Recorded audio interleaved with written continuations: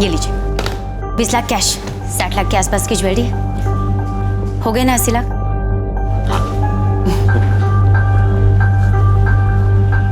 जी, लेकिन ये सब हुआ कैसे? ठीक है, मैं समझ रहा हूँ। मैं वहां फौरन पहुंचने की कोशिश करता हूँ। जी जी जी, आप परेशान मत होइए, ठीक है? क्या हो गया? तब उसमें एक प्रॉब्लम हो गई है। दरअसल दिल्ली में मेरे बचपन का दोस्त है, उसे हार्ट अटैक आया है और उसके माँ बाप बहुत परेशान है। उन्हें समझ में नहीं आ रहा क्या करना है। मेरा वहां पहुंचना बहुत जरूरी है। अच्छा, फिर उसे मुंबई कैसे पहुंचाएंगे? वही एक प्रॉब्लम है। चलो, मैं ब्रोकर से कह दूंगा कि 1-2 दिन की मोहलत दे दे मुझे, फिर बैंगलोर आकर ये पैसे ले जाऊंगा। ठीक है। तब तुम फिक्र मत करो, मैं 2 दिन में वापस आ जाऊंगा। अगर ये इमरजेंसी ना होती ना तो मैं कभी नहीं जाता। जी ठीक है। अच्छा चलो, मैं तुम्हें टैक्सी तक छोड़ देता हूँ। लाओ। जी।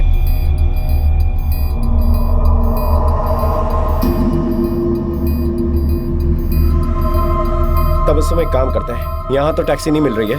मैं क्या करता हूँ, सिग्नल के पास जाके जो है ना टैक्सी लेके आता हूँ। तुम यहीं इंतजार करो, ठीक है? ठीक है।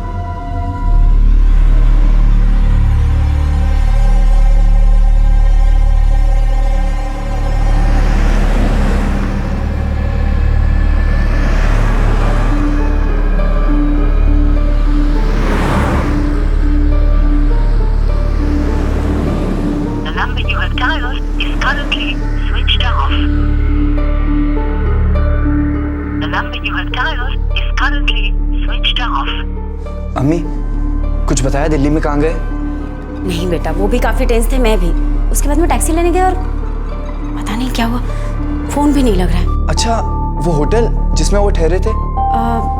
कृष्णा नाम बताया था उन्होंने। मैं एक काम करता हूँ, मैं जाके चेक कर लेता हूँ। ठीक है बेटा, देख कर आओ।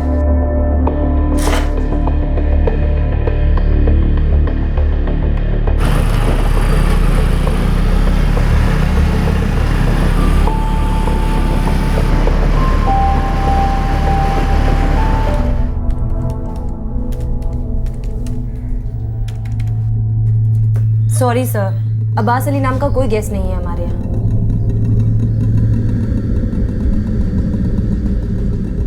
The number you have dialed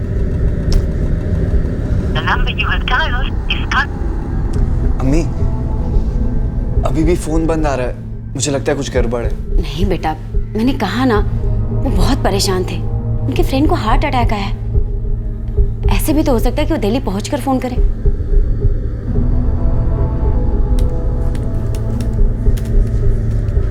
आपके द्वारा डायल किया गया नंबर फिलहाल स्विच्ड ऑफ है। The number you have dialed is currently switched off.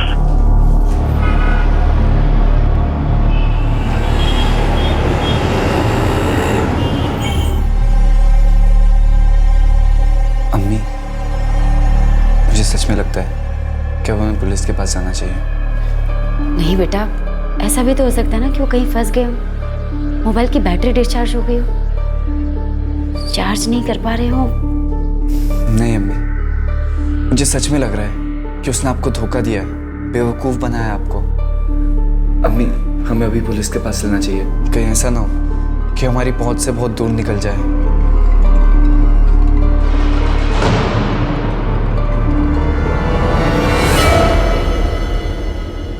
हाय, मैं तबस्सुम, उम्र 41 साल, एक तलाकशुदा हूँ, 17 साल का बेटा है। बेंगलोर के एक प्राइवेट फर्म में एक अच्छी पोजीशन पे काम करती है। मुझे एक शरीफ, प्यार करने वाले हमसफर की तलाश है। हाय, मैं नरगिस, 39 इयर्स ओल्ड। मेरा एक 8 साल का बेटा है। भोपाल की प्राइवेट फर्म में सीनियर लेवल मैनेजर हूँ। मुझे तलाश है एक ऐसे जीवन साथी की जो मेरे साथ ज़िंदगी की खुशियाँ बांट सके।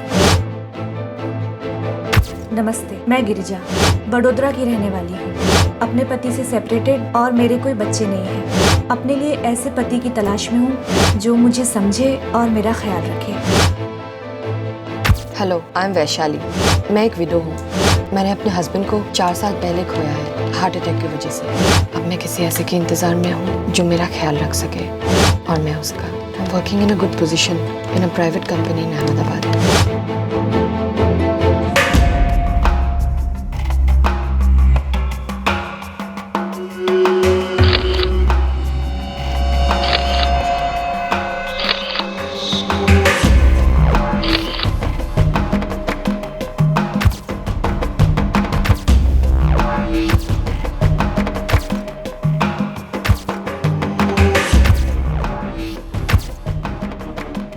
हर इंसान का सपना होता है एक खुशनुमा साथी पाना।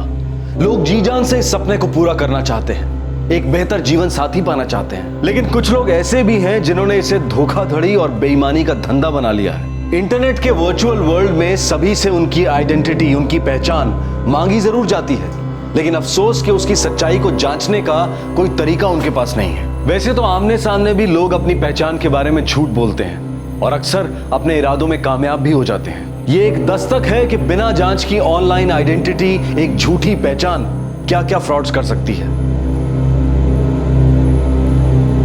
20 लाख कैश और 60 लाख की ज्वेलरी थी। इतनी सारी ज्वेलरी और कैश आपने एक ऐसे शख्स के हवाले कर दिए जिसके फोन नंबर के अलावा आप कुछ नहीं जानती थी।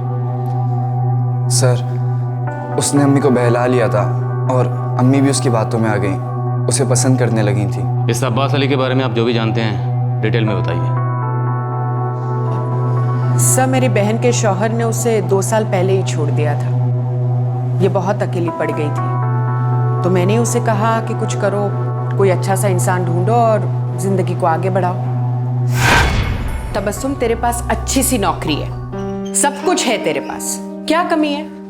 तू सिर्फ 41 साल की है और तेरे आगे सारी जिंदगी पड़ी है। तू दोबारा शादी कर ले। ऐसे कैसे कर लूं शहनाज? सुलेमान 17 साल का हो गया, पता नहीं क्या सोचेगा। अरे वो 17 का है, यही तो अच्छी बात है। बड़ा है वो, समझेगा सब कुछ। अभी इस उम्र में अपने लिए शौहर तलाशना मुझे तो सोच के भी शर्म आती है। तबस्सुम, वक्त बदल चुका है, करना क्या है? किसी भी मैट्रिमोनी साइट पे अपनी प्रोफाइल डाल दो, हो गया, सिंपल। अच्छा चल ठीक है, तेरे लिए ये भी मैं कर दूंगी, तो सिर्फ हाँ बोल दे। फिर मैंने ही तबस्सुम की हेल्प की।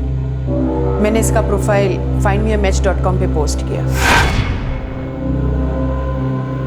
तो इस अब्बास अली ने आपसे इस साइट के जरिए कांटेक्ट किया? जी, इसी साल सितंबर में।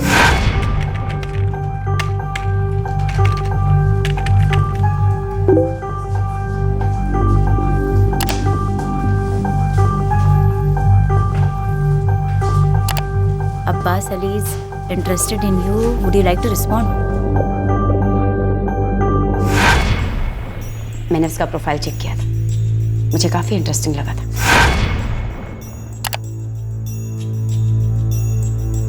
अब्बास अली, उम्र 40 साल, सिंगल, यूके में आईटी प्रोफेशनल, एक ऐसे जीवन साथी की तलाश में जो मुझ में इंटरेस्टेड हो, ना कि मेरे पैसों या स्टेटस में, जो मेरे साथ जिंदगी के खूबसूरत पल बिताना चाहती है। अरे पसंद आ रहा है तो रिस्पॉन्ड कर दे। हाँ, लेकिन शहनाज मुझे डर लग रहा है। तबस्सुम, तेरे पिछले शौहर से तो कोई भी आदमी अच्छा ही होगा, और फिर तू बातचीत ही तो कर रही है, कहाँ सीधा निकाह कबूल कर रही है? तो तुझे क्या लगता है, नंबर दे दूं? और नहीं तो क्या, वो फोन कैसे करेगा तुझे? ठीक है।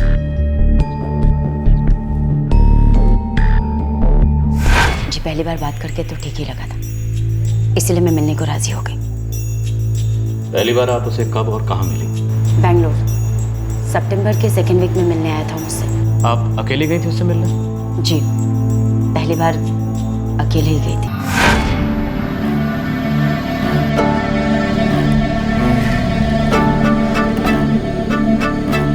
वैसे तस्वीर से कहीं ज्यादा खूबसूरत दिखती हैं। जी, शुक्रिया। चलिए अपने बारे में चंद चीजें बता देता हूँ आपको। दरअसल हम कानपुर के हैं। 10 साल पहले मेरे माँ बाप का इंतकाल हो गया, फिर 7 साल बाद मैं यूके शिफ्ट हो गया। वहाँ कोई गोरी नहीं मिली आपको? जी नहीं, काम से फुर्सत ही नहीं मिली, और फिर मैंने सोच लिया था, थैंक यू, सोच लिया था कि इंडिया में ही आकर शादी करूँगा। दरअसल 3 महीने पहले ही मैंने अपनी प्रोफाइल बनाई है। क्या है कि कानपुर में हमारी पुश्तैनी जायदाद है, उसी को बेचने के सिलसिले में यहाँ पर आया था, तो सोचा why not make the most of it. सोचता हूँ कि पुश्तैनी जायदाद बेचकर नवंबर में शादी करके वापस चला जाऊँ। खुश हूँ आपसे मुलाकात हो गई, अब अकेले वापस नहीं जाना पड़ेगा।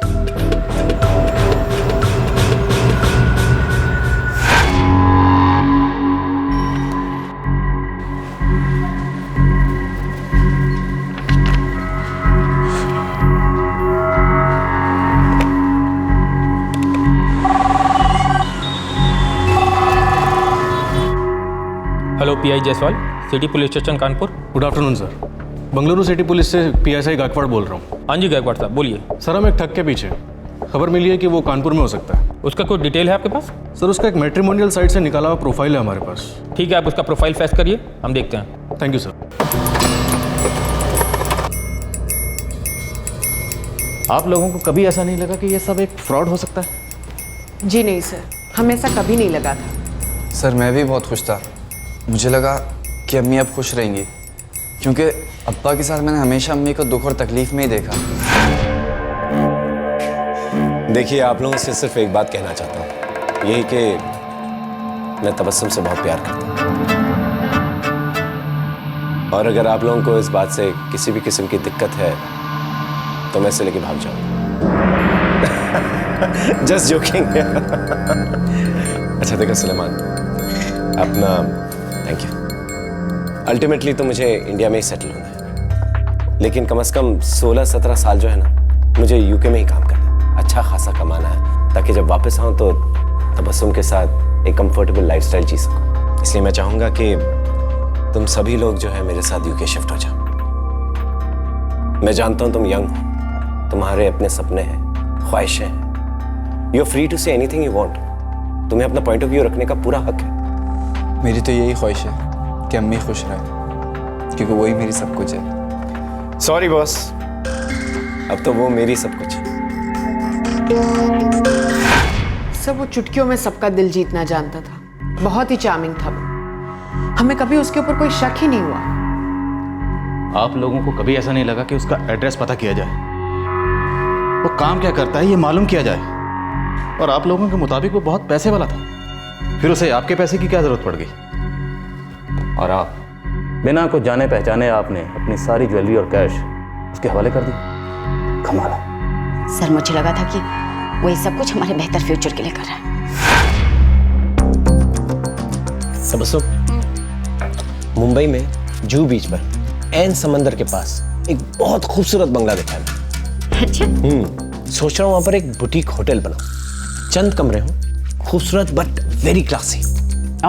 और क्या, बूढ़े होने के बाद इंडिया शिफ्ट हो जाएंगे और साथ में मिलके होटल चलाएंगे, और फिर सुलेमान के भी तो काम आएगा। जब बड़ा हो जाएगा he can take over. Suleman आपको पसंद करता है।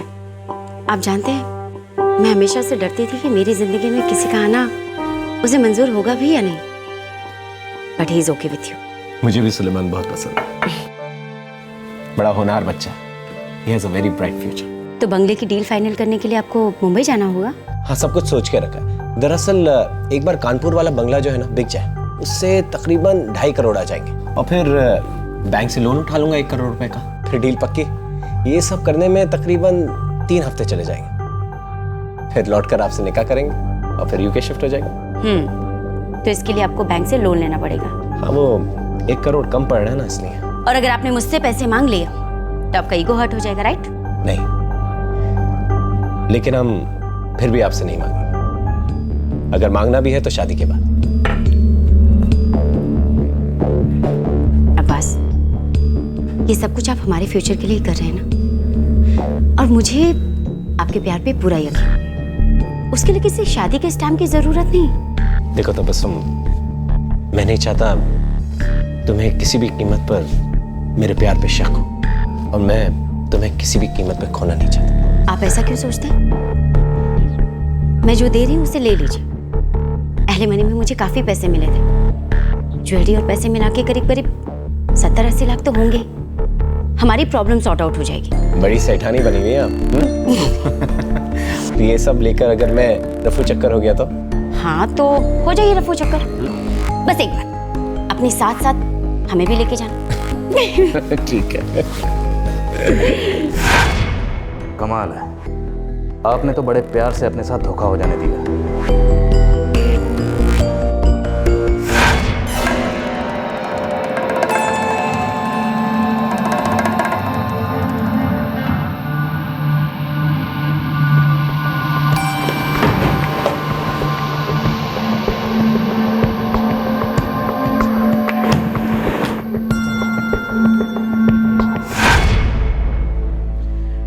आपके दिल में अपने लिए इतनी मोहब्बत और यकीन पैदा करने में कामयाब हो गया कि आपका सारा कैश और ज्वेलरी लेकर भाग गए और आप कुछ नहीं कर पाए, सिर्फ देखती रह गई। सर, अब्बास जो सिम कार्ड यूज कर रहा था वो बेंगलुरु का ही है और उसका इस्तेमाल सिर्फ तबस्सुम से बात करने के लिए किया गया। तबस्सुम, आपने बताया कि जिस दिन आपने अब्बास को अपनी ज्वेलरी और कैश दिया था उस दिन उसे दिल्ली से कोई फ़ोन आया था? जी सर। उस दिन उसे दिल्ली से ऐसा कोई फ़ोन नहीं आया था। लेकिन ये सब हुआ कैसे? ठीक है, मैं समझ रहा हूँ, मैं वहाँ फौरन पहुँचने की कोशिश करता हूँ। उसने बड़े ही शातिर तरीके से आपसे धोखाधड़ी की है। सर, उसने हमें बेवकूफ़ बनाया, मेरी अम्मी के सीधेपन का फ़ायदा उठाया, हमारे सीधेपन का फ़ायदा उठाया। उसे सज़ा ज़रूर मिलनी चाहिए सर। मिलेगी, उसे सज़ा ज़रूर मिलेगी, बच नहीं पाएगा वो। लेकिन फिलहाल हमारे पास उसकी झूठी पहचान के अलावा कुछ नहीं है। झूठी पहचान, झूठा नाम, सब कुछ फेक।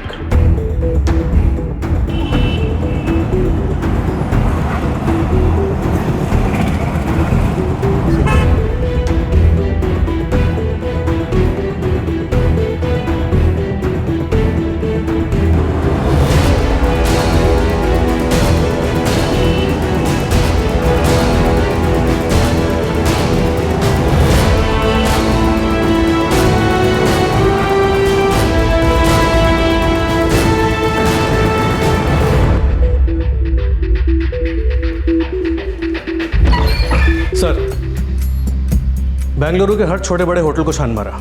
ये अब्बास अली कहीं नहीं ठहरा था। फिलहाल इसका IMEI नंबर ट्रैकिंग पे डाल दिया है, लेकिन इसने वापस अपना फ़ोन स्विच ऑन नहीं किया। इसके वो कानपुर वाले कनेक्शन का क्या हुआ? सर, वहाँ के पुलिस को पहले किसी फ्रॉड केस का रिकॉर्ड नहीं मिला और कानपुर जैसी जगह पे अपनी पुश्तैनी हवेली बेचने गए किसी अब्बास अली को ढूंढना बेकार है। मुझे तो लगता है सारा केस ही झूठा है सर। एक भी सबूत छोड़े बगैर इतना बड़ा फ्रॉड करके आसानी से निकल गया। अजीब है सर। इन लोगों को ये भी नहीं पता वो यूके में क्या काम करता था। मुझे तो उसकी यूके की कहानी भी झूठी लगती है। उसके जाल का हिस्सा, एकदम fraud, just like him. Sir, उसने मैट्रिमनी साइट पर हो सकता है बाकी लोगों को भी ठगा हो। अगर हम इस तरफ ध्यान दें तो शायद हमारे हाथ को सुराग लग सके। बिल्कुल हो सकता है। गायकवाड़, एक काम करो, टेक्निकल टीम से नीलेश स्वामी को बुलाओ। सर।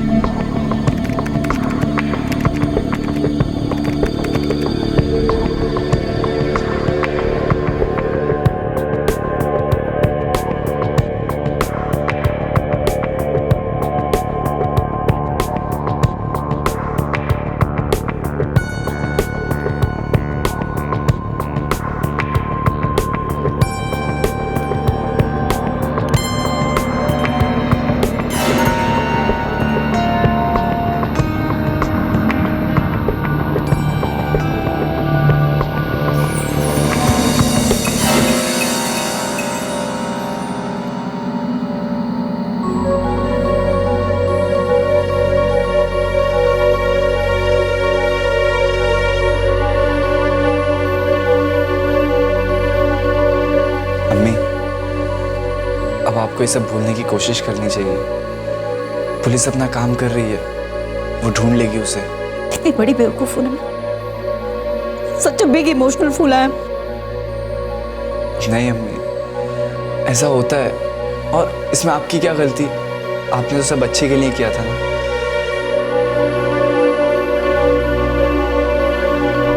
तबस्सुम के साथ जिसने धोखाधड़ी की उस आदमी की असली पहचान का कोई सबूत नहीं था। बहुत मुमकिन है कि अब्बास अली एक झूठा नाम था। क्या यह इस आदमी का पहला फ्रॉड था या फिर यह सिर्फ उसके द्वारा किए गए बहुत से फ्रॉड्स की मात्र एक झलक थी?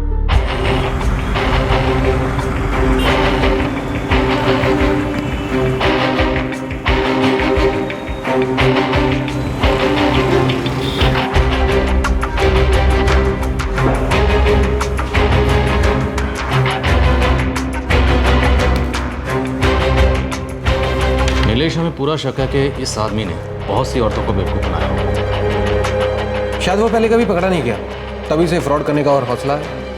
हमें तो लगता है अब्बास अली उसका असली नाम है ही नहीं, एक फर्जी नाम है। हो सकता है वो इसी तरह नाम बदल बदल कर अपना काम करता होगा।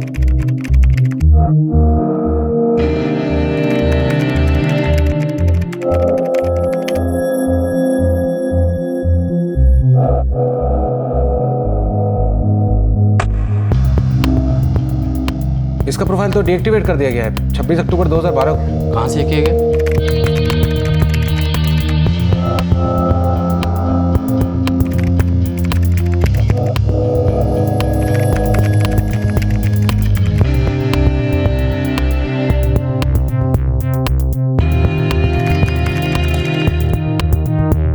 बेंगलुरु के किसी वायरलेस कनेक्शन से। Wireless wifi, maybe from some hotel. Wait sir 1 second.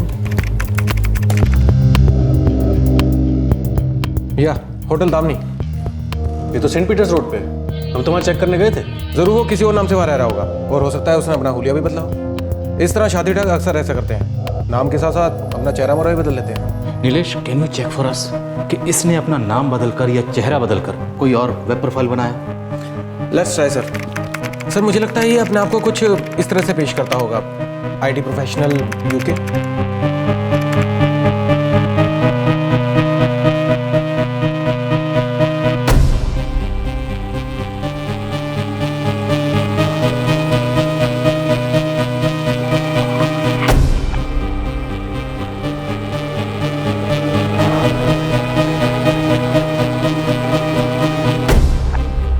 Sir अगर इसकी दाढ़ी कुछ इस तरह से कर दी जाए तो ये वही है जिसे हम ढूंढ रहे हैं,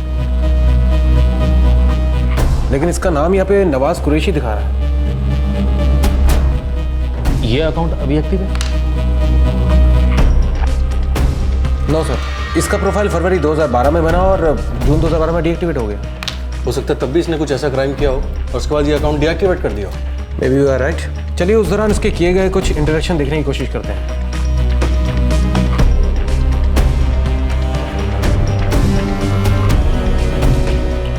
उस दौरान इनकी 3 औरतों से बातचीत हुई है। अब इन 3 औरतों के प्रोफाइल में भी नजर डालते हैं।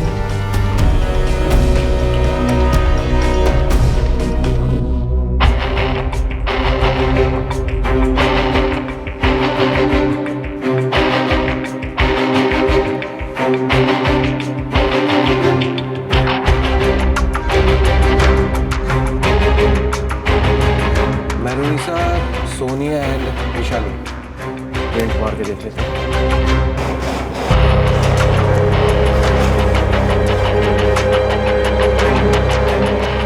कोलकाता की मेहरुनिसा, अमृतसर की सोनिया और अहमदाबाद की वैशाली।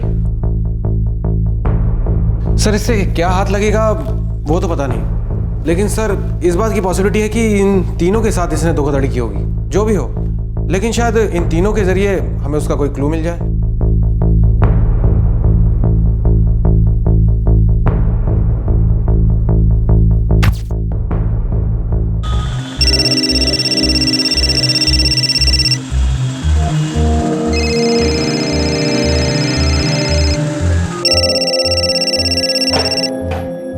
हेलो, सोनिया लो वाली जी स्पीकिंग। जी मैं मेहरुनिसा बोल रही हूँ। नवाज कुरैशी, आप जानती हैं इसे? नवाज कुरैशी? हाँ जी, नवाज कुरैशी। findme.com में आपने इनसे इंटरेक्ट किया था। हाँ याद आया, एक बार बात हुई थी शायद उससे। देखिए हम उसे ढूंढ रहे हैं। आपको कोई आइडिया है कि वो कहाँ का रहने वाला है, कहाँ होगा, ऐसी कोई जानकारी? मेरी बहुत थोड़ी सी बातचीत हुई थी। मुझे इंडिया से बाहर जाना नहीं था तो मैंने सोचा बात बढ़ाकर क्या फ़ायदा। कि नवाज कुरैशी कहाँ का रहने वाला था? मुझे दिल्ली बताया था, बाकी मुझे पता नहीं। शायद लखनऊ या पता नहीं। देखिए मुझे ठीक से कुछ याद नहीं है। हमने बात तो करी थी 1-2 बार, पर हम कभी मिले नहीं थे। Thank you so much. Mehrunnisa से तो कोई फायदा हुआ नहीं। सोनिया से भी कोई जानकारी नहीं मिली।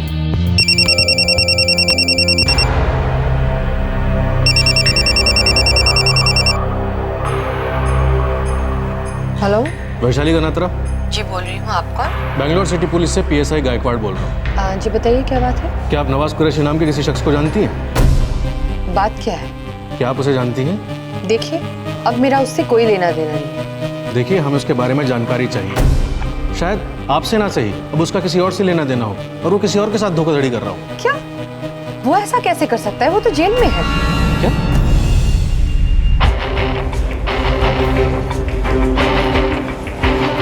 सर, इस नवाज कुरैशी उर्फ अब्बास अली ने 2012 में वैशाली नाम की एक लड़की को ठीक इसी तरह से धोखा दिया था और उसका कहना है कि उसे गिरफ्तार करके जेल भेज दिया गया। कहाँ पर? अहमदाबाद।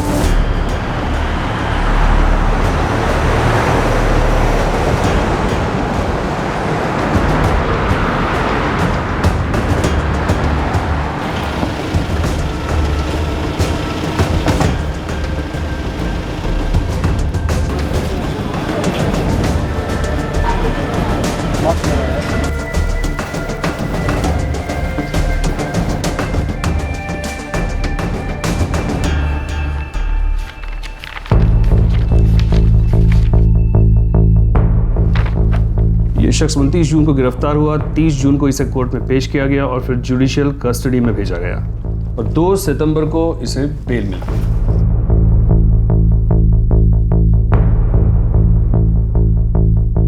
वडोदरा से गिरफ्तार हुआ, बड़ा बेशर्म आदमी है। बेल मिलते ही फिर से धोखाधड़ी शुरू कर दी। सर, ये केस सिटी पुलिस के पास था? Yes, that's correct. हमें सिटी पुलिस और वैशाली से मिलना चाहिए। सर, मैं दोनों से बात कर चुका हूँ, हम चल के मिल सकते हैं। गायकवाड़, चिंता की बात यह है कि यह आदमी जेल जाता और बेल पर वापस आकर फिर से तबस्सुम के साथ दगाबाजी करता है। मतलब ये अपनी हरकतों से बाज नहीं आया, ये नहीं सुधरेगा। अगर हमने ऐसे नहीं पकड़ा तो पता नहीं ये कितनी मासूम औरतों को अपना शिकार बनाएगा और कितने लोगों के साथ धोखाधड़ी करेगा। सर, नीलेश, हमें लगातार इस आदमी को ट्रैक करते रहना होगा। ये सुधरने वाला नहीं है। ये फिर से कोई अपना नया प्रोफाइल बनाकर किसी औरत को ठगने की तैयारी करेगा। हमें अहमदाबाद से लेट मिली है, इससे पहले कि हमारी पकड़ में आए बहुत काम बाकी है। मैट्रिमोनी साइट में मैं इसकी ट्रैकिंग चालू रखूंगा और सोशल नेटवर्किंग सर्च पे भी नजर रखना। हो सकता है इसका कोई प्रोफाइल दिखा जिससे हमें इसके बारे में कोई अहम सुराग मिल सके।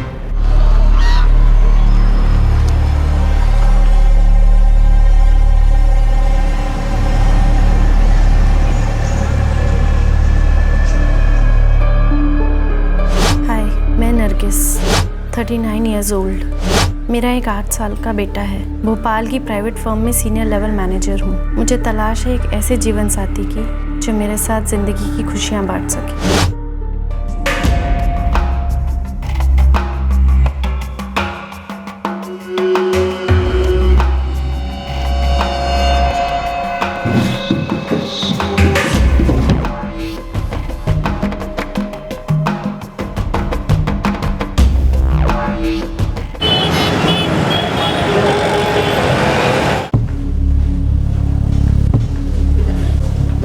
उसने अपना नाम नवाज कुरैशी बताया था।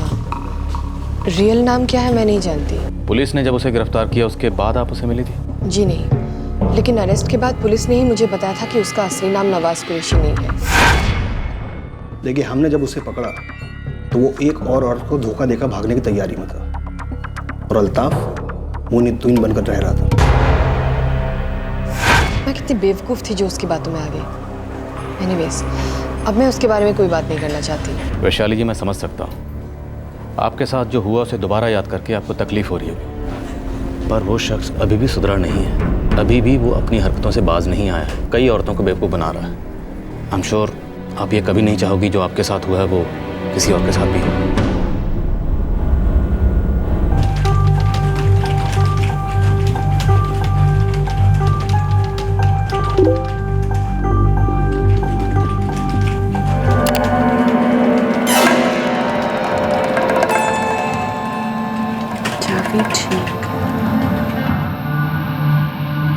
हाय, आई एम जावेद शेख। तस्वीर से कहीं ज्यादा खूबसूरत दिखती हैं आप नरगिस। नवाज कुरैशी ने findmeamatch.com में मेरा प्रोफाइल देख के मुझे कांटेक्ट किया था। कब की बात है ये? मई 2012। मैं भी आईटी सेक्टर में हूँ। अपना नंबर दो, maybe we can talk. हमने फिर फ़ोन पे बात की। फिर वो अहमदाबाद आया मुझसे मिलने। अच्छा लगा वो मुझे।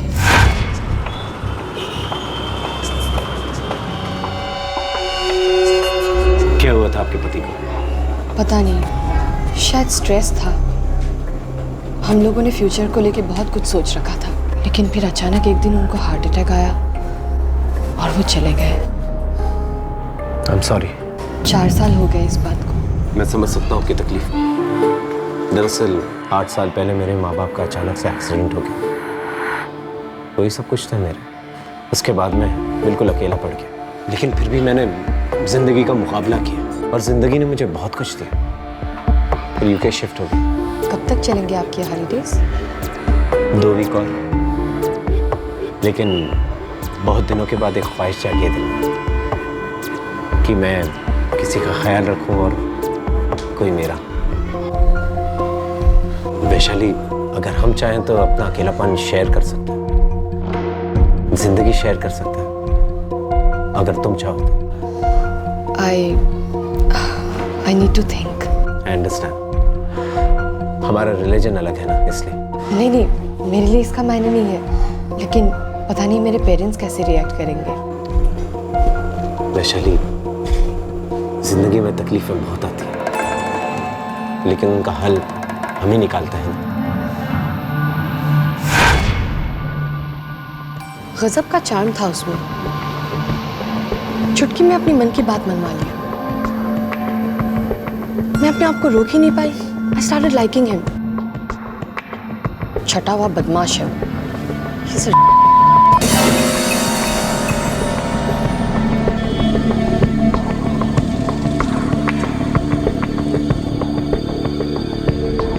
जावेद, आपका इंडिया आना कब हुआ? 2 वीक और। दरअसल यहाँ किसी खास की तलाश में आया, कोई ऐसा जो मेरा अकेलापन बांट सके। If everything goes okay, शादी करके यूके चला जाऊंगा अपनी बीवी के साथ। ओह, अच्छा।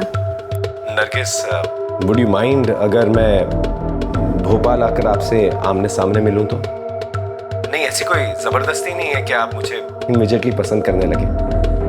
आप बेशक मुझे रिजेक्ट भी कर सकती हैं। ऐसा भी तो हो सकता है कि हम एक दूसरे को पसंद करने लगे। शायद हमारी किस्मत में यही लिखा हो।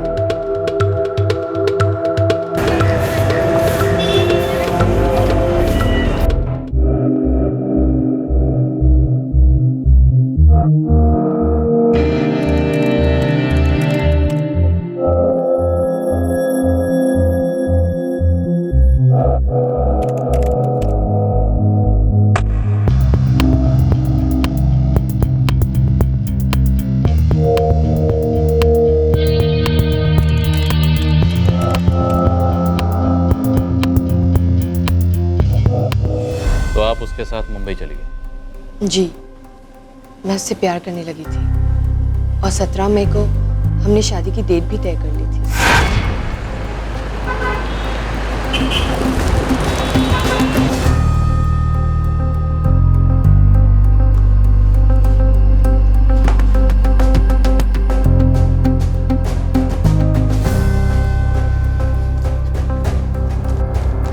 आप कल आकर अपना मैरिज सर्टिफिकेट ले जा सकते हैं। वो वकील कहाँ था? टाउन में। एक वकील? वैशाली जी, एक वकील मैरिज सर्टिफिकेट कैसे दे सकता है? I was fooled, sir. जब पुलिस ने तलाश किया तो पता चला कि ऐसा कोई वकील है ही नहीं। नवाज ने ही किसी को फर्जी वकील बनाया था। आपको कैसे पता चला कि वो आपको बेवकूफ़ बना गए? अगले दिन जब वो अचानक से गायब हो गया। आपके पैसे लेकर? हाँ सर, वो मेरे काफी सारे पैसे लेकर रफू चक्कर हो गया। आपने कहा था मुझे, हाँ लेकिन आपने तो कहा था ना कि ठीक है, आप समझ ले, आप एक दिन की तो मोहलत दीजिए मुझे। ऑल राइट, मैं कल आ जाऊंगा। हाँ ठीक है।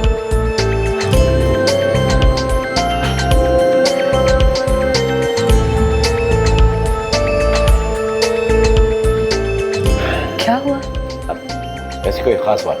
बताओ ना, मैं तुम्हारी वाइफ हूँ अब। वैशाली, मैंने हम दोनों के लिए एक फ्लैट बुक किया था मुंबई।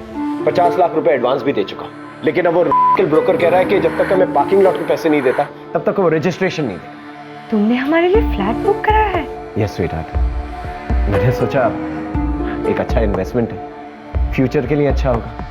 जब हम यूके से रिटायर होकर आएंगे तो वहीं मुंबई में सेटल हो जाएंगे और अच्छा खासा इनकम भी आता रहेगा, हम किराए पे चढ़ा देंगे।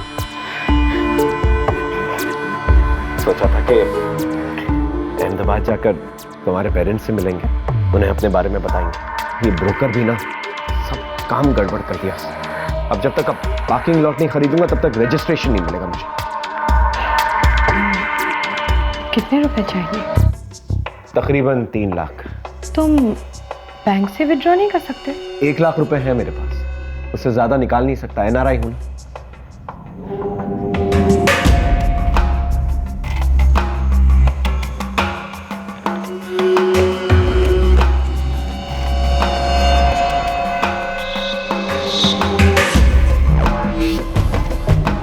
ये कुछ ज्वेलरी है, करीब 3-4 लाख की होगी, मेरे साथ ही थी।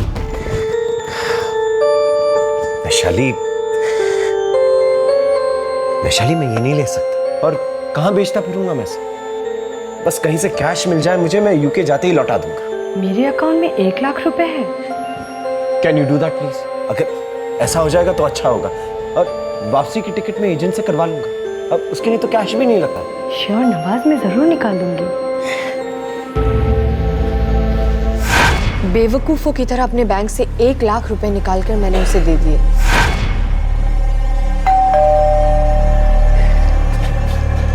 Thank you.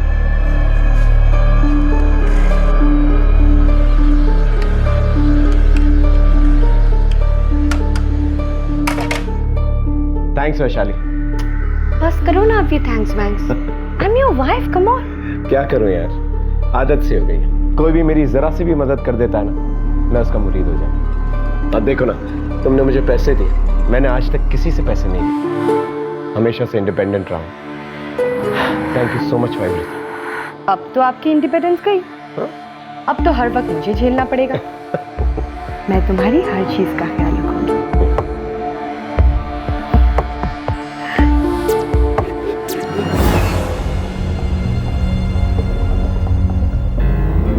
उसने कॉफी में कुछ नशीला डाला था, मुझे नींद आ गई और वो मुझे बलि का बकरा बना के अपना काम करके चंपत हो गया।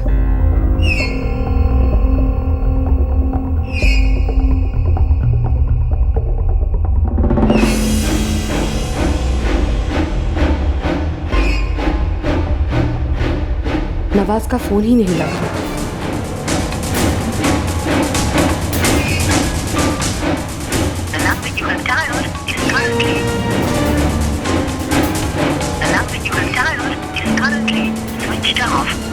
बहुत टाइम तक लगातार उसका फोन अनरीचेबल आता रहा, तब मुझे डाउट होने लगा।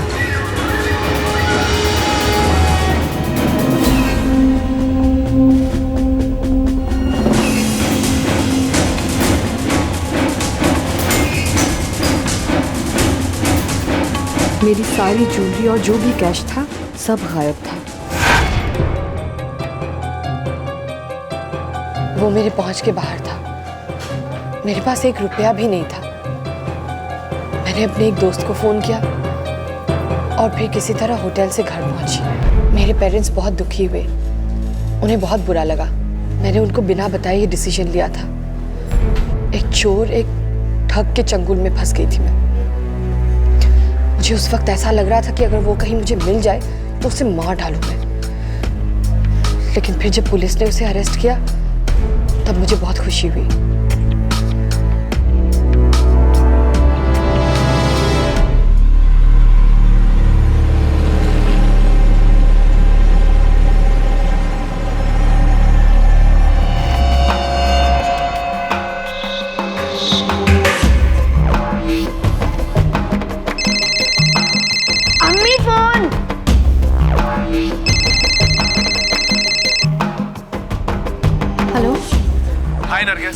जावेद शेख। ओह हाय। अच्छा, मैं यहाँ बड़े तालाब के पास पहुँच चुका हूँ। यहीं पर एक कैफेटेरिया है, वहीं पर मिले। ओके, मैं शादाब को बस में बैठा के पहुंचती हूँ। ठीक है, मैं इंतजार करता हूँ।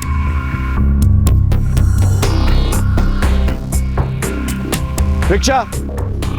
पुलिस जान चुकी थी कि इस धोखेबाज ने वैशाली को कैसे बेवकूफ बनाया। पुलिस अब लोकल पुलिस से यह जानकारी चाहती थी कि नवाज कुरैशी उर्फ अब्बास अली आखिर पकड़ा कैसे गया, जबकि इस दौरान वो शातिर ठग एक और स्वांग रच चुका था।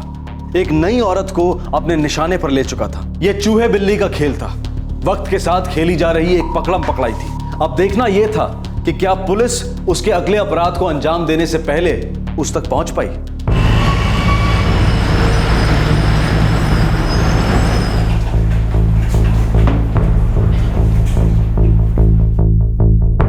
ये आदमी उस वक्त नवाज नाम का इस्तेमाल कर रहा था।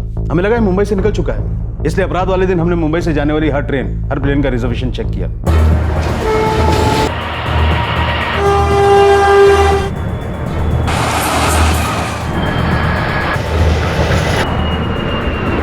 जैसा कि हमारा अंदाजा था, ये आदमी बड़ा ही शातिर है। इसने जाने का प्लान पहले से बना रखा था। हमें पता चला कि नवाब हसन नाम से मुंबई, वडोदरा, दिल्ली फ्लाइट में एक रिजर्वेशन था।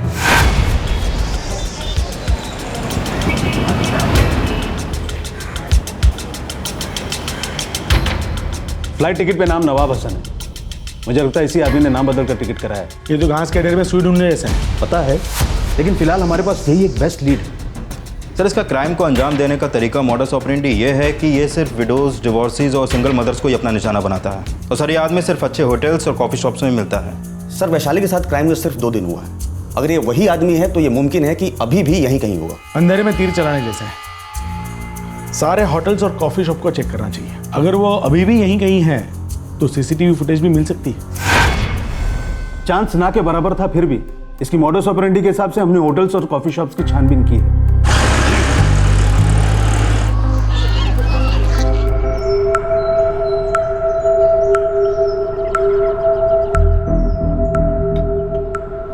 हाय नरगिस, आइए बैठिए।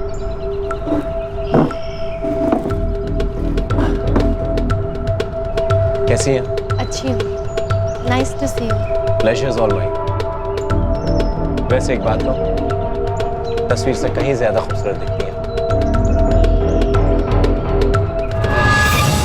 4 दिन की भागदौड़ के बाद हमें पता चला कि ये वडोदरा की किसी होटल में छुपा है।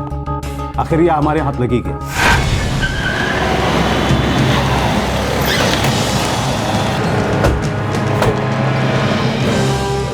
रूम 204, एक औरत के साथ है वो।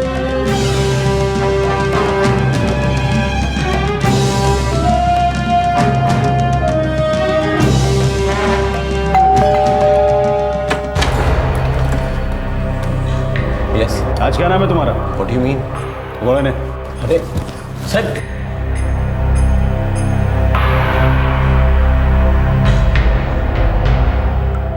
नमस्ते, मैं गिरिजा बड़ोदरा की रहने वाली हूँ। अपने पति से सेपरेटेड और मेरे कोई बच्चे नहीं हैं। अपने लिए ऐसे पति की तलाश में हूँ जो मुझे समझे और मेरा ख्याल रखे। क्या हुआ इंस्पेक्टर साहब, बात क्या है?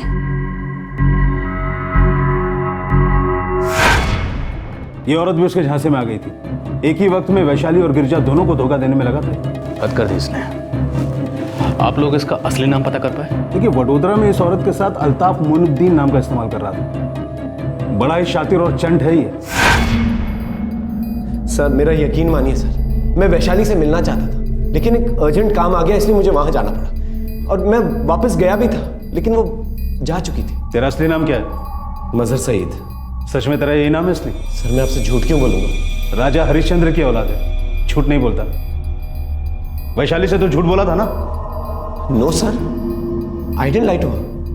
मैंने बस अपना नाम बदल के बताया था। अपने आप को 30 मार कहां समझता है? नाम बदल बदल कर ऐसी औरतों को ठगता है जो सच्चे जीवन साथी की तलाश कर रही है। सर, मेरा इरादा किसी को चीट करने का नहीं होता सर। हाँ, लेकिन जब कमिटमेंट की बात आती है तो थोड़ा डर जाता हूं। वाह, कमिटमेंट से डर लगता है? औरतों को लूटते हुए डर नहीं लगता? कहां का रहने वाला है? दिल्ली। दिल्ली में कहां? मेन दिल्ली। मेरा कोई परमानेंट एड्रेस नहीं है। अगर सच सच नहीं बताया तो तेरा परमानेंट एड्रेस यहीं कर दूंगा। सर मेरा यकीन मानिए सर, मैं दिल्ली का ही हूँ। जब से मेरे माँ बाप का इंतकाल हुआ है उसके बाद मेरा कोई परमानेंट एड्रेस नहीं है। मैं इधर उधर भटकता रहता हूँ। और भोली भाली औरतों को ठगते फिरते हो, राइट? मैं बंदा स्मार्ट था, एजुकेटेड था, अच्छी इंग्लिश बोलता था, हैंडसम भी था। हमें लगा ये साइकोलॉजिकल केस है। इसका बैकग्राउंड क्या है, कुछ पता लगा पाया? बस वो अपना वही रिकॉर्ड बजाता था कि उसके पास कोई परमानेंट ठिकाना नहीं है, वही कहानी। फिर उसे जुडिशियल कस्टडी में भेज दिया गया। मामला कुछ आगे बढ़ता, उसके पहले तो उसे बेल भी मिल गई। तब से उसकी कोई खबर नहीं। बेल पर रिहा होने के बाद इस आदमी ने बेंगलुरु में तबस्सुम नाम की औरत को चुना लगाया। उसके सारे गहने और कैश लेकर बैंक के पास से रफू चेक करोगे। तबस्सुम एक काम करते हैं, यहाँ तो टैक्सी नहीं मिल रही है, मैं क्या करता हूँ सिग्नल के पास जाके जो है ना टैक्सी लेके आता हूँ। ठीक है? And I am damn sure he want stop here. अभी भी लगा होगा अपनी हरकतों में। फिर से किसी औरत को अपना शिकार बनाने में। Is too smart. अच्छी तरह जानता है कि वेल सेटल्ड और इमोशनली वीक औरतों को कैसे फंसाना है। गलत शादी थी, नहीं चली। मैं समझ सकता हूँ नरगिस, बहुतों के साथ ऐसा हुआ है, लेकिन इसका ये मतलब तो नहीं कि हम शादी से ही नफरत करने लगे, है ना? सही कहा आपने। जावेद, आप यूके वापस जाएंगे क्या? हाँ, जाना तो है ही, लेकिन अब की बार सोच रहा हूँ अकेला आया हूँ, अकेला वापस नहीं जाऊँ। आपको पता है ना, मेरा 10 साल का बेटा है। शादाब नाम है ना उसका, बड़ा प्यारा नाम, आपने बताया था। टूट गई थी मैं। पिछले 3 सालों में जिंदगी को संभाला है मैंने। किसी भी नए रिश्ते में जुड़ने से डर लगता है।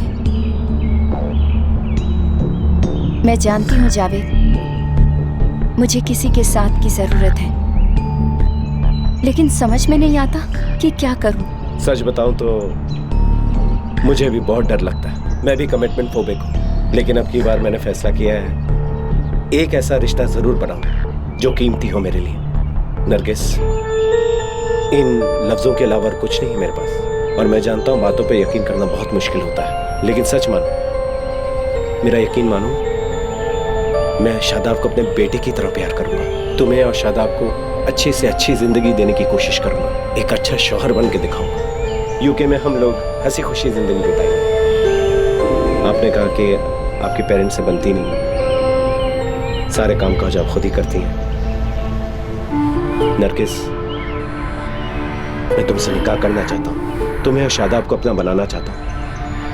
अपनी जिंदगी, अपने सपने, अपनी खुशियाँ, सब कुछ तुम्हारे साथ शेयर करना चाहता हूँ। क्या तुम ये सब मुझे शेयर करने दोगी?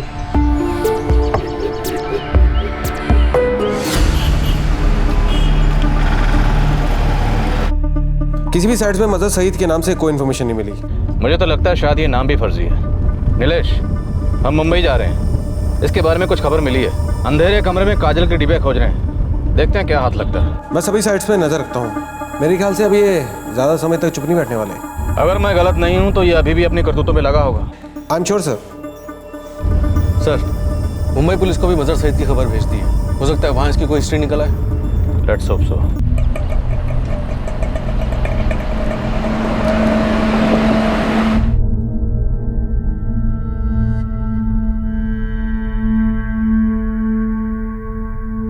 अम्मी, क्या मैं यूके की स्कूल में पढ़ूंगा?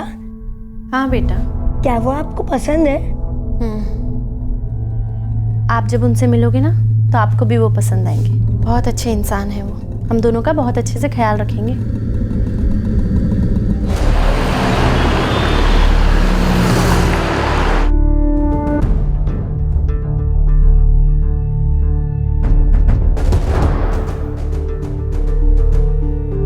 हमने हर धोखेबाज और हिस्ट्री शीटर्स की फाइल चेक की, उसके बाद हमें ये मिला।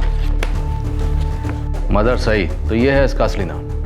एक लूट के केस में पकड़ा था इसे। अपने ही घर में लूट?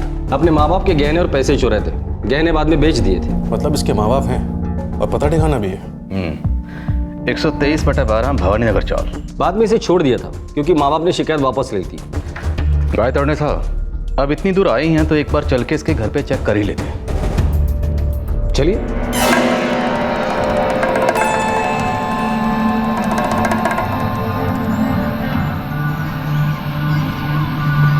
ये आपको बहुत पसंद करने लगा है। और लगता है आप इसका क्या मतलब समझूं मैं फिर? ना तो मत समझिएगा। वही समझेंगे जो समझना चाहिए। अपने परिवार वालों से मिलवाना चाहेंगे? नहीं, इसका उनसे कोई मतलब नहीं।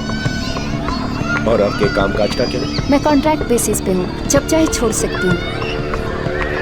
नरगिस, दिल से बताओ, क्या तुम मेरे साथ रहना चाहोगी? हाँ। तो फिर शादी कर लेते हैं। नेक काम में देरी कैसी?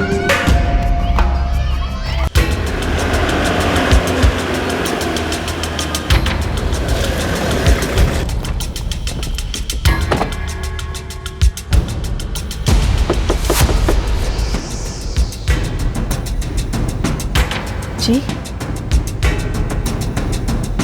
मर चुका है मजहर हमारे लिए। आपको मालूम है आपका बेटा बहुत सी औरतों को बेवकूफ बनाकर उन्हें ठग रहा है। पता नहीं सब किसकी नजर लग गई है उसे। पढ़ा लिखा होशियार लड़का है, उसे तो कोई भी लड़की मिल सकती है, आराम से जी सकता है, पर पता नहीं किन चक्करों में पड़ गया है वो। आपके बेटे ने बेंगलोर में एक औरत से धोखाधड़ी की है, उसकी सारी ज्वेलरी और कैश लूटकर भाग गया है। कहाँ है वो? देखिए 2008 से हमारा उसके साथ कोई ताल्लुक नहीं है, जब उसने घर में पैसे और गहने चोरी किए। हाँ साहब, कंप्यूटर अच्छा जानता था वो, चुराए हुए पैसे से उसने लैपटॉप खरीदा, लेकिन सब गलत काम किया उसने। देखिए हम आपकी तकलीफ समझते हैं, बेटा अगर गलत राह पर निकल जाता है तो माँ बाप पर क्या बीती है हम समझ सकते हैं, पर फिलहाल हम उन औरतों की तकलीफ से परेशान हैं जिनको इसने बेवकूफ़ बनाया या बनाने वाला होगा। कुछ तो बताइए। नहीं साहब, उसका पता ठिकाना हमें बिल्कुल नहीं मालूम है। पिछले 5 साल हो गए उसने हमें फ़ोन तक नहीं किया। राव साहब, इसके माँ बाप का फ़ोन ट्रैकिंग पर डाल देता हूँ और 24 घंटे इसके घर के बाहर एक आदमी निगरानी के लिए रख देता हूँ। ये बहुत शातिर आदमी है, पता नहीं अपने घर वालों से कांटेक्ट करेगा भी या नहीं करेगा। इसके घर आकर भी इसके बारे में कुछ ज़्यादा पता नहीं चला। लेट्स सी कब पकड़ में आता है। हाथ में तो आएगा ही राव साहब, ये लोग हमेशा चकमा नहीं दे सकते, भाग भाग कर कितना भागेगा, कभी ना कभी तो पकड़ में आ ही जाएगा। राइट। धोखेबाज के घर पहुंचने के बाद भी वो गिरफ्त में नहीं आ सका। क्या ये शख्स अपने कारनामों को अंजाम देता रहेगा या पुलिस उसे कभी खोज भी पाएगी?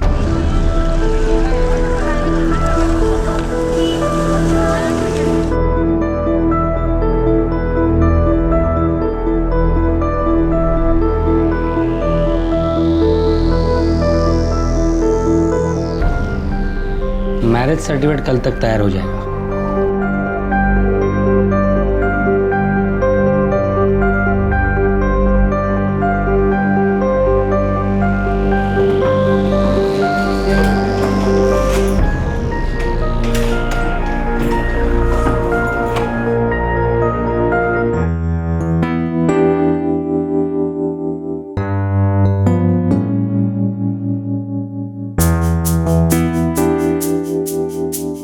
कल मैरिज सर्टिफिकेट मिलते ही हम लोग मुंबई के लिए रवाना हो जाएंगे। वीजा भी तो बनवाना है ना, और फिर अपनी बहन से भी तो मिलवाना है तुम्हें। फिर यूके कब जाना होगा?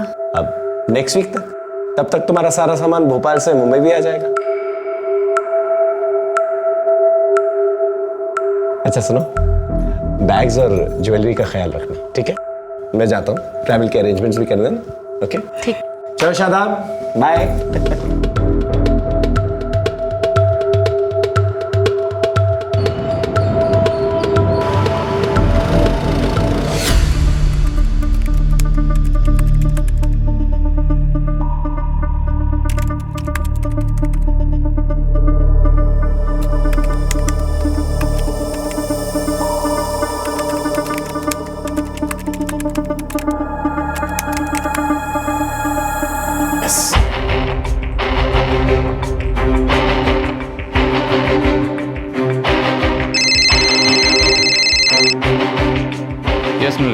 सर मछली जाल में फंस गई है, मिल गया वो। सर इसने जावेद शेख के नाम से दूसरी साइट में एक नया प्रोफाइल बनाया है। कहाँ है वो? सर इसने भोपाल की किसी नरगिस नाम की औरत से इसकी बातचीत हुई है इधर। इसका नंबर तो नहीं दिया यहाँ पे, लेकिन किसी शायद प्राइवेट फर्म में काम करती है। फर्म का नाम बताओ। सर फर्म का नाम mind speak consultants. Great, thanks.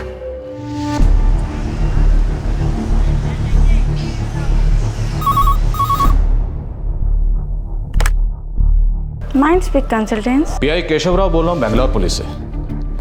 आपके यहाँ काम करने वाली मिस नरगिस से बात करना चाहता हूँ। या just a minute sir. Sir Nargis एक वीक पहले काम छोड़ के जा चुकी है। मतलब? सर नरगिस ने नौकरी छोड़ दी है। पता चला है कि वो भोपाल के बाहर कहीं शिफ्ट होने वाली थी, कहाँ ये पता नहीं सर। आपके ऑफिस में किसी को आइडिया है कि वो कहाँ गई है? सर मैंने भी उसके डिपार्टमेंट से पता लगाया, पर उसने किसी को कुछ नहीं बताया। Can I have her number please? या श्योर सर। Yes please. 444-987-679। लगता है वो फिर से लग गया अपने नए फ्रॉड की तलाश में। इस नरगिस के नंबर को ट्रैकिंग पे डालो। इससे पहले कि वो नरगिस को अपना शिकार बनाए, we have to catch this. Sir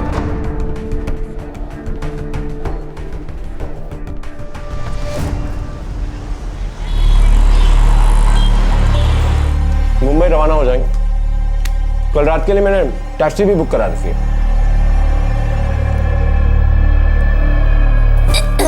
क्या बेटा? क्या हुआ शादाब? शादाब बेटा क्या हुआ? नरगिस क्या हुआ? उल्टी हो रही है।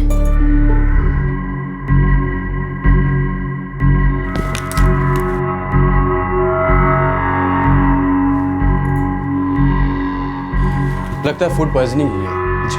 आप लोग ओरल रिहाइड्रेशन करते रहिए, ORS नमक और चीनी मिलाकर इसे दे दीजिए जी। फिक्र करने की कोई बात नहीं है, ठीक हो जाएगा। आइए मैं आपको बाहर छोड़ देता हूँ।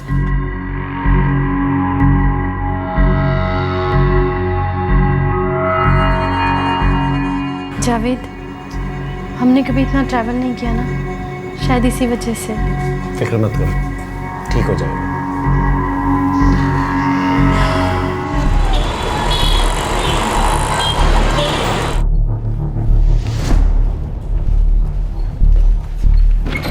सर, नरगिस का फ़ोन डिस्कनेक्ट हो गया, लेकिन उसकी रिसेंट कॉल डिटेल्स मिल गई हैं। 44476567 इस नंबर से लगातार कॉल्स की गई हैं। पहले इसकी पोजीशन मुंबई दिखा रहा था, फिर भोपाल और अब नासिक। तो हो सकता है ये उसका नंबर हो सकता है सर। इस नंबर पे कॉल मत करना, वरना वो अलर्ट हो जाएगा। बस लगातार इस नंबर को ट्रैकिंग पे रखो, नजर रखो उसकी हर मोमेंट पे, कब कहाँ जा रहा है। देखता हूँ कब तक बचता है।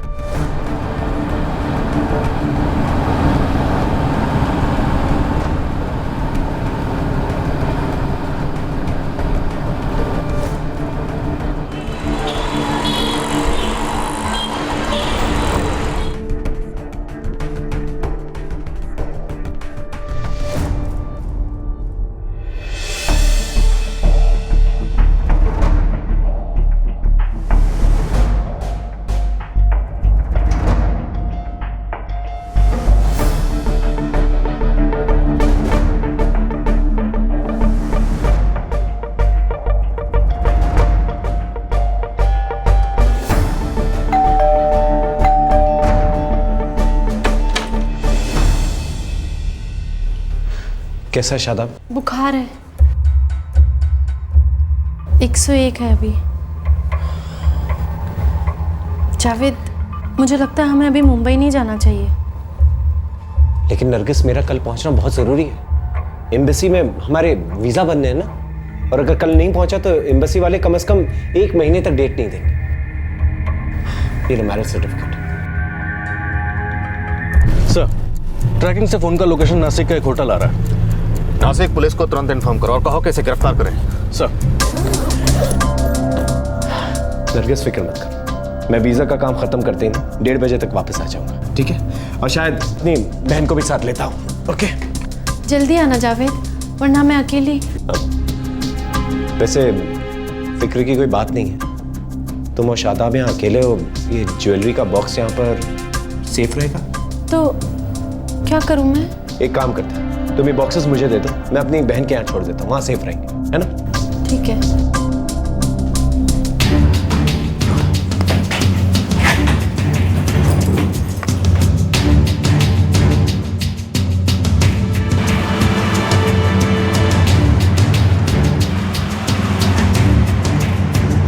लेफ्ट टर्न लो, मार्केट में जाइए।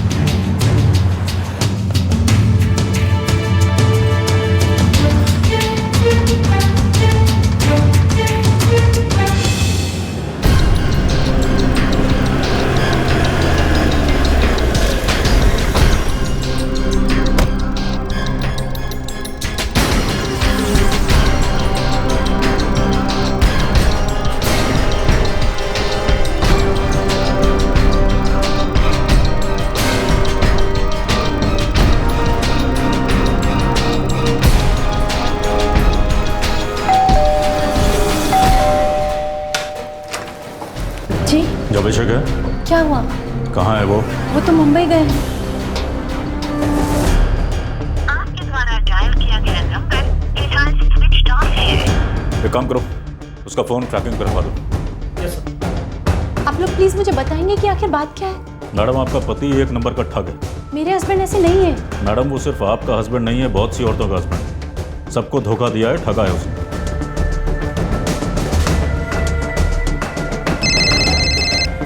हामेश, सर, ये आदमी तो हाथ में आकर भी फिसल गया। वो इस औरत की ज्वेलरी लेकर भी फूट लिया। डैम इट, ऐसे कैसे निकल गया? और अब फोन बंद हो रहा है सर। आप railway station, bus stand, taxi stand सब जगह चेक करिए, किसी न किसी तरह से निकला होगा ना। जी सर। और ये तो पक्का है मैडम, आपको नहीं पता होगा मुंबई में रहता है वो। नहीं, उन्होंने तो कहा उनकी बहन रहती है वहाँ पर। फ्रॉड है वो, ठग है। आपसे पहले भी ना जाने कितनी औरतों को चीट कर चुका है। पर बकायदा शादी की उन्होंने मुझसे, मेरे पास मैरिज सर्टिफिकेट छोड़ के गए हैं। दिखाइए।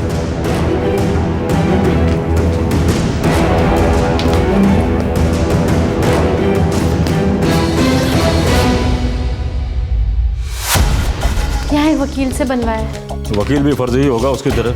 मैडम आप पढ़ी लिखी हैं, आपको ये नहीं पता है कि मैरिज सर्टिफिकेट यूं वकीलों के पास नहीं बनते हैं।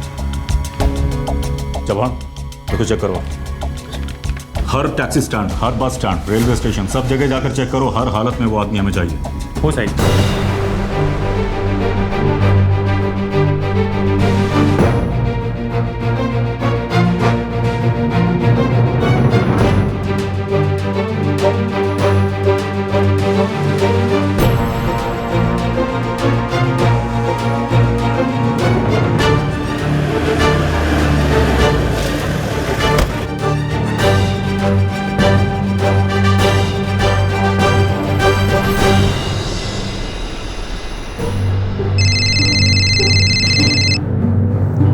बोलो साहब, वो आदमी टैक्सी से निकला है, वैगनआर। नंबर मिला गाड़ी का?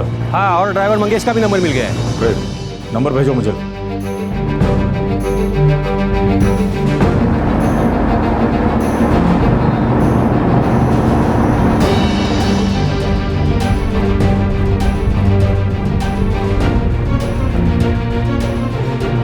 गायतोंडे, वो बच के नहीं निकलना चाहिए, सब वहीं धर दबोच। आप टेंशन मत लीजिए राव सर, आज रात के पहले वो आपकी कस्टडी में होगा।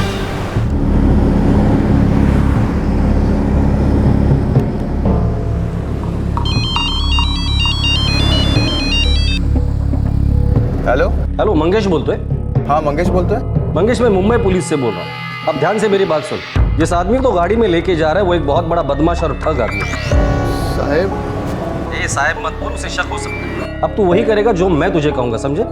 ठीक है। अच्छा मुझे बता, इस वक्त तू कहाँ है? मैं ये इगतपुरी रोड की तरफ हूँ। अच्छा एक काम करो, इगतपुरी हाईवे के पास कोई भी ढाबा या होटल देकर गाड़ी खड़ी कर देना। कोई भी बहाना बना देना, गाड़ी खराब हो गई या कुछ भी, और हमारे पहुंचने का वहां इंतजार करना, समझे? ठीक है।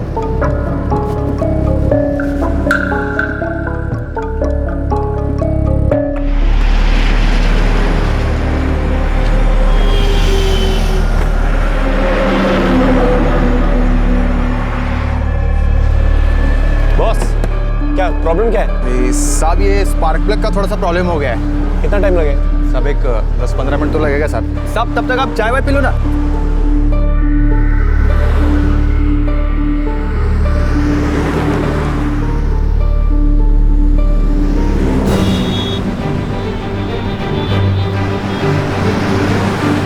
बॉस जल्दी करना यार। सब बस 2 मिनट हो जाएगा।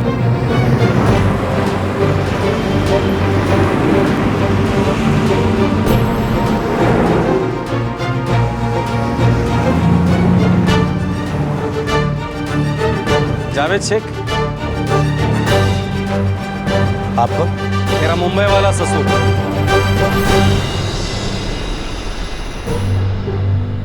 इस बार तेरा परमानेंट निगाह मैं करवाता हूं, वो भी सरकारी खर्चे से। चल।